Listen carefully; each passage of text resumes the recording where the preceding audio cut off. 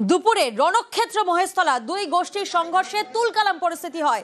পুলিশের বাইকে আগুন ধরিয়ে দেওয়া হয়, ডিসি পোর্টের গাড়ি ভাঙচুর করা হয়।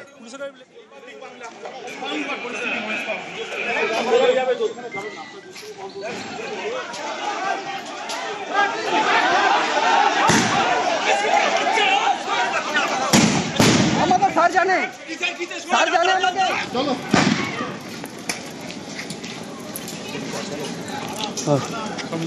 হ্যাঁ আমি তো গেছি, আমাদের লোক গেছে। হ্যাঁ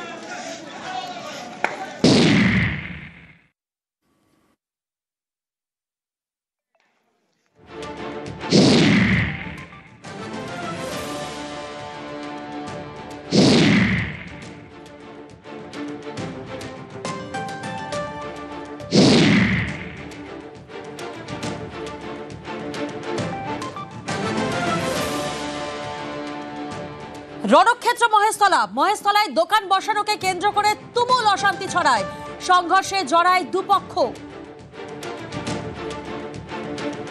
ভাঙচুর করা হয় একাধিক দোকান। দেখুন সেই ছবি, সিসি ক্যামেরার ফুটেজ, যে ছবি সামনে আসছে, সংঘর্ষে দুপক্ষ জড়ায় আর একাধিক দোকান ভাঙচুর করা হয়।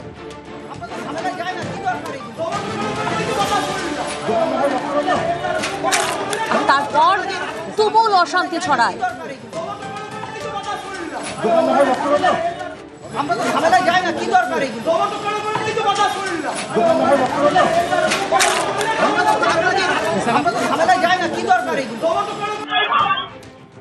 আর এরপর সিসি ক্যামেরার ফুটেজেই দেখা যাচ্ছে ঘটনাস্থলে পুলিশ পৌঁছয় আর তারপর উত্তেজনা আরো ছড়ায়। আর তারপর কি হয় সেই ছবিটাও আপনাদের সামনে। পুলিশকে লক্ষ্য করে ইট বৃষ্টি।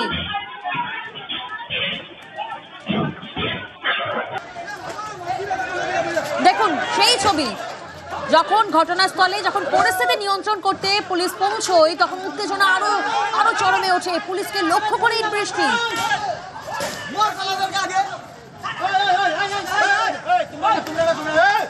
আহত হন পুলিশ কর্মী, আক্রান্ত হন, এবং এখানেই শেষ নয়, আরো একটি ছবি আপনাদের সামনে। দেখুন কলকাতা পুলিশের ডিসি পোর্টের গাড়ি, সেই গাড়ি ভাঙচুর করা হয়, আহত হন ডিসি পোর্ট, পুলিশের বাইকেও আগুন ধরিয়ে দেওয়া হয়, আহত হন একাধিক পুলিশ কর্মী। রণক্ষেত্র মহেশতলা দুপুরে দুই গোষ্ঠীর সংঘর্ষে তুলকালাম পরিস্থিতি, পুলিশকে লক্ষ্য করে ইট বৃষ্টি। কলকাতা পুলিশের ডিসি পোর্টের গাড়ি ভাঙচুর করা হয়, একাধিক পুলিশ কর্মী আহত হন, এবং সেই ছবি আপনাদের সামনে। একদিকে যেমন পুলিশের বাইকে আগুন ধরিয়ে দেওয়া হয়, পুলিশকে লক্ষ্য করে ইট বৃষ্টি করা হয়, তারপর পরিস্থিতি নিয়ন্ত্রণে এবার আনতে হবে, পরিস্থিতি নিয়ন্ত্রণে আনতে পুলিশকে লাঠিচার্জ করতে হয়, কাঁদানে গ্যাসের সেল ফাটায় পুলিশ। ঘটনাস্থলে পৌঁছয় কলকাতা এবং জেলা পুলিশের বিশাল বাহিনী।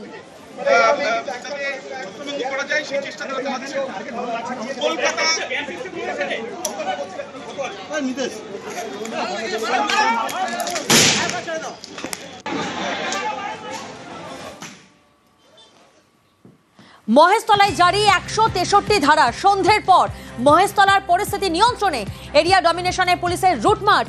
মহেশতলা সরেজমিনে কলকাতার পুলিশ কমিশনার। নতুন করে অশান্তি এড়াতে পুলিশ পিকেট।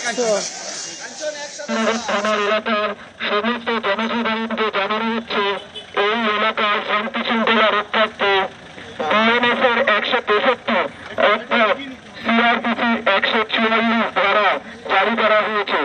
এই আইনের বিধান অনুসারে 5 জন অথবা তার বেশি ব্যক্তি এক জায়গাতে জমায়েত করা সম্পূর্ণভাবে নিষিদ্ধ। এই আদেশের অবমাননাকারী। সন্ধ্যের পর মহেশতলার পরিস্থিতি নিয়ন্ত্রণে, মহেশতলায় সরেজমিনে পরিস্থিতি খতিয়ে দেখতে পৌঁছন কলকাতার পুলিশ কমিশনার।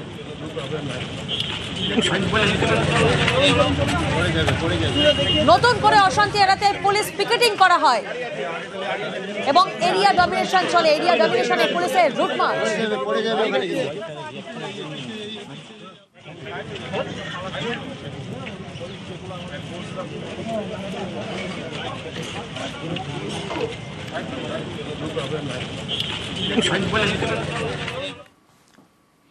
স্মার্ট মিটারে আনস্মার্ট বিলে গ্রাহকদের পকেট ফাঁকা, তাই রাজ্যে আর স্মার্ট মিটার নয়। বুধবার বিধানসভায় জানিয়ে দিলেন বিদ্যুৎ মন্ত্রী। তাঁর আশ্বাস, প্রিপেড নয়, পোস্টপেড ব্যবস্থায় চালু থাকবে। 3 মাস পরেই মেটানো যাবে বিল। ইলেকট্রিকের বিল বেশি আসছে, 1,500 টাকা এক মাসেই আসছে। আমার আগে আসতো 3 মাসে 1400-1500 এরকম।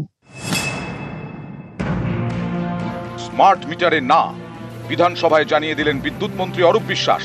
এদিন বিধানসভায় বিবৃতি দিয়ে বিদ্যুৎ মন্ত্রী জানান, স্মার্ট মিটারকে বাধ্যতামূলক বলে কেন্দ্রীয় সরকার বিজ্ঞপ্তি জারি করেছিল, জোর করে কেন্দ্রীয় সরকার চাপিয়ে দিয়েছিল। সেই নোটিফিকেশনের প্রেক্ষিতে রাজ্যে কাজ শুরু হয়। স্মার্ট মিটার নিয়ে সাধারণ মানুষের ক্ষোভ দেখতে পাওয়া গেছে, তাই রাজ্য সরকার সিদ্ধান্ত নিয়েছে আর স্মার্ট মিটার নয়, এবার এগুলি সাধারণ মিটার হিসেবেই ব্যবহৃত হবে, প্রিপেড নয়। আগের মতো পোস্টপেড ব্যবস্থাতেই বিল দেওয়া যাবে, 3 মাস অন্তর মেটানো যাবে বিল। কাটমানি খেয়ে স্মার্ট মিটারের বরাদ দিয়েছিল একটা সংস্থাকে, এবং সেটা লাগাতে গেছে ঝাঁটা জুতো খাচ্ছে। আমি ডে 1 থেকে গত 1 মাসে নানাভাবে আমি বলেছি, স্মার্ট মিটার লাগাতে দেবেন কি দেবেন না, এটা আপ টু কাস্টমার, এটা আপনার ম্যান্ডেটারি নয়। শহরের ভোট তো চলে গেছে 24-এ, বুঝেছে। স্মার্ট মিটার লাগাতে গেলে হয়তো বাণিজ্য কিছু হবে মন্ত্রী আর পিবি সেলিমের, কিন্তু ভোট কমে যাবে। স্মার্ট মিটার নিয়ে বিভিন্ন অংশ থেকে যে মতামত ছিল, তার উপর দাঁড়িয়ে তো মাননীয় মুখ্যমন্ত্রী মতামত নিয়ে মাননীয় বিদ্যুৎ মন্ত্রী তো একটা ব্যবস্থা করে দিয়েছেন। এটা তো চাপিয়ে দেওয়ার বিষয় নয়। মানুষের মতামতটা বা তাদের যে কনসার্নের যে বিষয়টা, তাদের যদি কোথাও কোনো উদ্বেগ থাকে, তাদের যদি কোনো দুশ্চিন্তা থাকে, তো সেইটাকে খতিয়ে দেখার জন্য রাজ্য সরকার নিশ্চয়ই দেখবে। স্মার্ট মিটার বসাতে কেন্দ্রীয় সরকার বিজ্ঞপ্তি জারি করে, তখন দাবি করা হয়েছিল ফোনে রিচার্জের মতো বিদ্যুতের ক্ষেত্রেও রিচার্জ করা যাবে, গ্রাহক তার ইচ্ছে মতো কম টাকাও রিচার্জ করতে পারেন। বাইরে গেলে স্মার্ট মিটার বন্ধ করে যাওয়া যাবে, 6 মাসে রিচার্জ না করলেও সমস্যা নেই।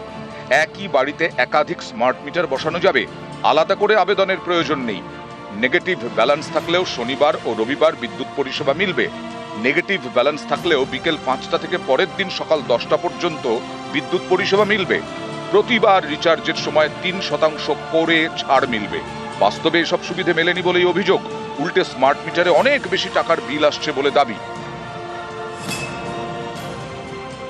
2 তারিখে হঠাৎ আমার রিডিং বিল এসছে 12,000 টাকা।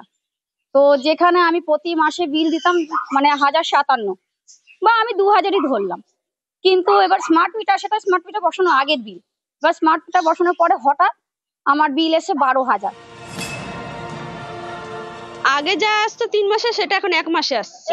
এই ইউনিটটা কিন্তু আমরা কিছু বুঝতে পারছি না। এদিকে SMS দিচ্ছে যে আপনার ব্যালেন্স শেষ, আপনি রিচার্জ করুন। রিচার্জ করে আসি, সপ্তাহখানিকও যায় না, রিচার্জ শেষ, আপনি আবার রিচার্জ করুন। স্মার্ট মিটারের অনেক বেশি বিল আসছে, এই অভিযোগে সম্প্রতি নানা জায়গায় বিক্ষোভ দেখানো হয়। কখনো বারাসাতে বিক্ষোভ, কখনো বিক্ষোভ হুগলির চুঁচুড়ায়, বিক্ষোভ দেখানো হয়েছে বর্ধমানেও। জায়গায় জায়গায় বিক্ষোভের খবর পৌঁছয় নবান্নে, এরপরেই পদক্ষেপ। গত সোমবার রাজ্য সরকার জানিয়ে দেয়, ডোমেস্টিক লাইনে স্মার্ট মিটার ব্যবহার করা যাবে না। বুধবার বিধানসভায় একথাই জানিয়ে দিলেন বিদ্যুৎ মন্ত্রী অরূপ বিশ্বাস। স্মার্ট মিটার নিয়ে শুধু বাংলাতেই নয়, দেশের নানা প্রান্তেই ক্ষোভ বিক্ষোভ দেখা দিয়েছে। এক গ্রাহকের করা অভিযোগের ভিত্তিতে গত এপ্রিল মাসে কর্ণাটক হাইকোর্ট স্মার্ট মিটার বাধ্যতামূলকভাবে বসানোর উপর স্থগিতাদেশ দেয়। নিউজ 18 বাংলা।